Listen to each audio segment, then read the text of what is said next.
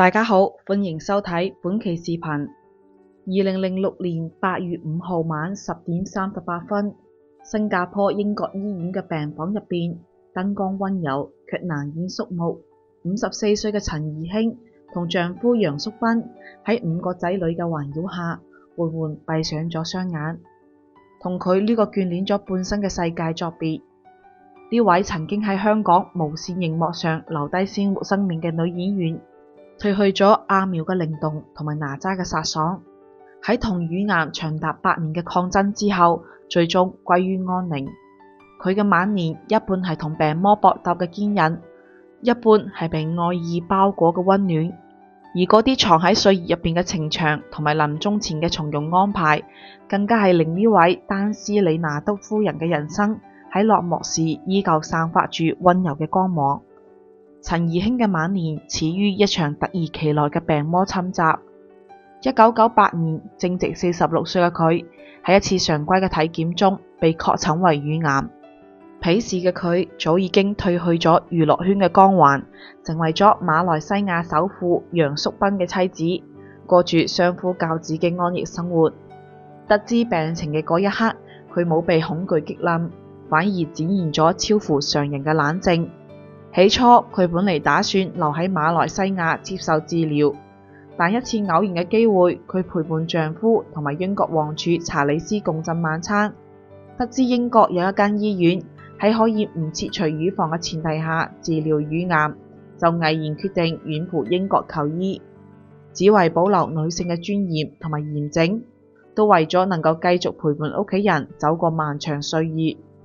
喺英國治療嘅日子入邊，病痛嘅折磨從未停歇，化療帶嚟嘅脫髮、乏力、嘔吐等不適，一次次咁考驗住佢嘅意志。幸運嘅係，佢從未孤軍奮戰，丈夫楊淑斌放低繁忙嘅商業事務，始終陪伴喺佢嘅身邊，為佢加油打氣，甚至鼓勵佢培養新嘅興趣愛好，轉移對病痛嘅注意力。喺丈夫嘅鼓勵下，陳怡興竟然喺治療間隙報名學習駕駛飛機，並成功考取咗飛機牌照。閒暇時仲能夠自行駕機前往丈夫贈予佢嘅幸福島散心。呢份樂觀同埋堅毅，令佢一度戰勝咗病魔。1999年，經過咗1年幾嘅治療，陳怡興嘅病情逐漸好轉，佢甚至主動接受傳媒訪問，分享自己嘅抗癌經歷，用自身嘅經歷鼓勵更多癌症病人勇敢面對疾病，重拾生活嘅希望。遺憾嘅係，命運並未一直眷顧呢位堅韌嘅女性。幾年後，乳癌復發，而且癌細胞已經擴散至身體嘅其他部位，甚至侵入骨骼，病情變得越發嚴重。佢曾經一度陷入昏迷，被送入深切治療病房。雖然經過全力救治，癌細胞被全部清除，病情有個短暫好轉，能夠坐起睇電視、正常進食，但最終都冇辦法抵擋住病魔嘅侵蝕，病情反覆惡化，直至喺生命嘅最後一刻。儘管喺生命嘅盡頭，陳怡興依然保持住優雅同埋從容，佢唔願意俾屋企人見到自己痛苦嘅模樣，始終以溫和嘅態度面對身邊嘅每一個人，用最後嘅力量守護家人嘅安寧。陳怡興嘅晚年之所以能夠喺疼痛中保持樂觀，離唔開丈夫楊敬斌數十年如一日嘅深情陪伴。呢份跨越山海、歷經歲月考驗嘅感情，只於一場偶然嘅邂逅，卻成就咗一段流傳至今嘅佳話。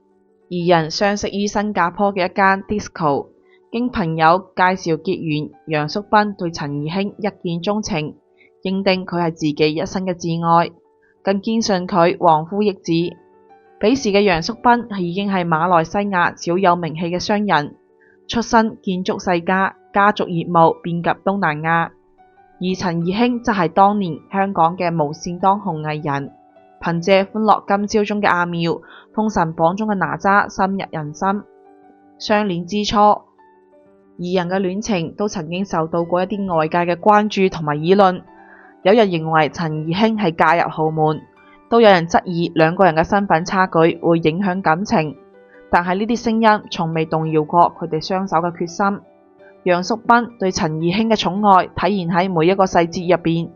佢曾經提出買低麗的電視送俾陳怡興，卻俾佢婉言拒絕。呢份唔冒虛榮嘅品質都令佢更加珍惜。佢贈予佢一座私人島嶼，名為幸福島，以此表達自己對佢嘅心情。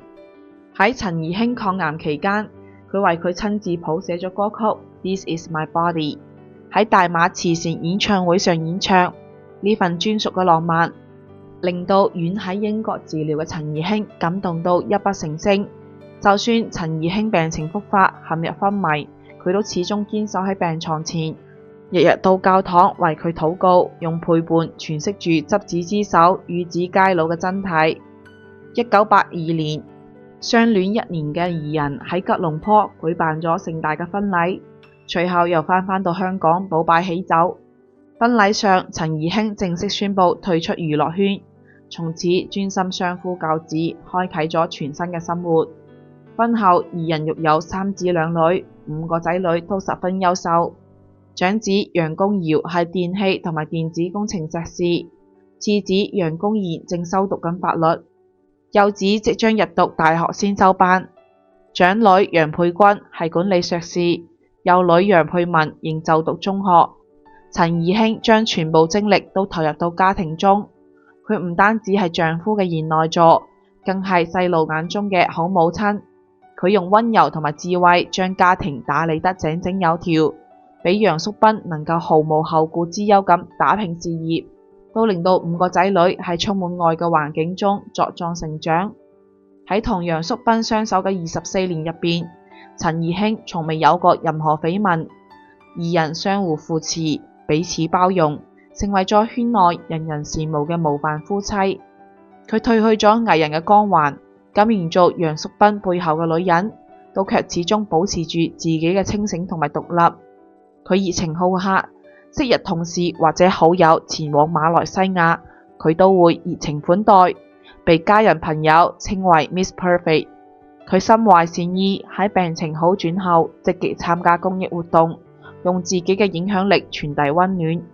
呢份心情同埋通透，令到佢嘅婚姻更加穩固，都令到佢嘅晚年生活充滿溫情。面對生命嘅盡頭，陳怡興始終保持住清醒同埋從容。佢早已經提前做好咗遺囑安排，用最溫柔嘅方式為自己嘅人生畫上圓滿嘅句號，都為屋企人留低最後嘅牽掛同埋守護。由於陳怡興同埋楊淑彬夫妻恩愛，且5個仔女都已長大成人，心智成熟，佢嘅遺囑內容簡潔而溫暖，冇複雜嘅財產糾紛，更多嘅係對屋企人嘅叮囑同埋祝福。根據相關信息記載，陳怡興嘅遺囑核心圍繞住家庭同埋親情展開。首先，佢將自己名下嘅私人財產，包括部分珠寶、首飾同埋丈夫贈予佢嘅幸福島相關權益，都留咗俾丈夫楊淑彬，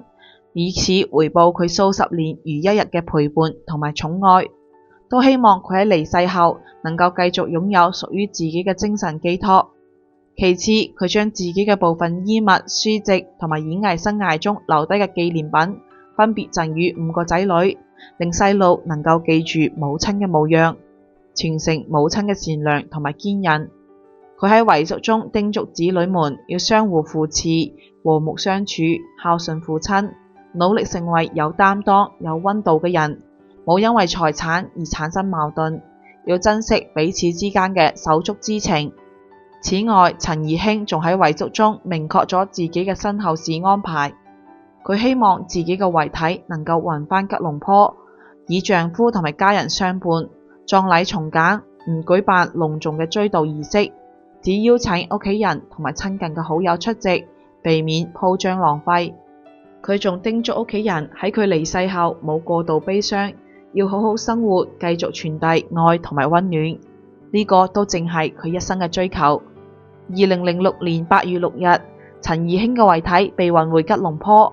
並於8月10日上午11時舉殯，安葬於如來孝恩園，圓滿完成咗佢最後嘅心願。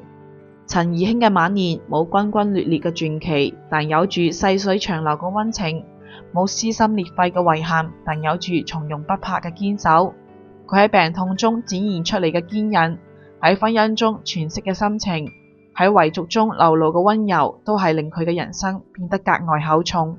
佢曾經係熒幕上靈活仙動嘅演員，係豪門中溫婉賢淑嘅夫人，係細路眼中溫柔堅韌嘅母親，更係一個用愛同埋勇氣面對人生嘅普通人。如今距離陳怡興離世已經有12年，佢嘅丈夫楊叔斌始終再未續言，堅守住對佢嘅承諾。佢嘅5個仔女都已經各自成才，傳承住佢嘅善良同埋堅忍。細女楊佩雯嘅婚禮上，屋企人嘅笑容入邊依然能夠睇到陳怡興嘅影子。佢嘅故事冇被歲月遺忘，嗰啲藏喺晚年嘅時光入邊嘅心情同埋堅守，嗰啲面對病魔嘅樂觀同埋勇敢，都成為咗後人心中最溫暖嘅印記。陳怡興嘅晚年如同一縷餘暉，雖然短暫，但係足夠溫暖，足夠明亮。